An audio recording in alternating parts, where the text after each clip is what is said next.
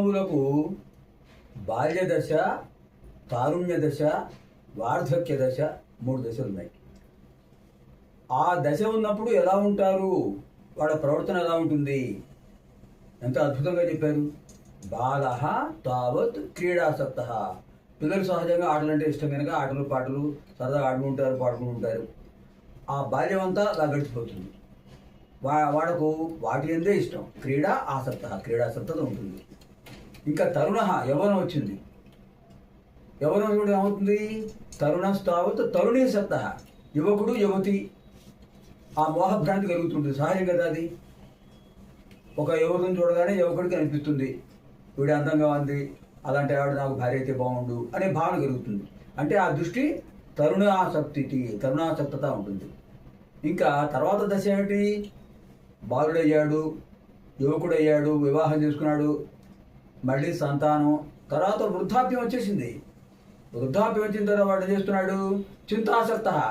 కళ్ళు బంద్ చేయడం లేదు, కాళ్ళు బంద్ చేయడం లేదు, చెవులు బంద్ చేయడం లేదు, తన మాట వినడం లేదు. ఎవరు నువ్వేం చెప్పేది అంటే తర్వాత చెద్దుగా అంటున్నారు, అందరూ తిరస్కరిస్తున్నారు, ఓ పక్కన పడేస్తున్నారు. దాంతో ఏమిటి నా జీవితం అనే విరక్తి భావన వచ్చేసింది. ఇంతకీ ఏమిటి ఆయన శంకర్ వారు చెప్పేది, ఇన్ని దశల్లో పిల్లలేమో ఆటల్లో ఆసక్తి ఉన్నారు, యువకులేమో యవ్వనం కనుక యువతి ఆసక్తితో ఉన్నారు, యువకులు వాళ్ళు ఒకరినొకళ్ళు. వృద్ధుడు చింతతో మానసిక బాధతో బాధపడుతున్నాడు, నా పరిస్థితి ఏమిటని.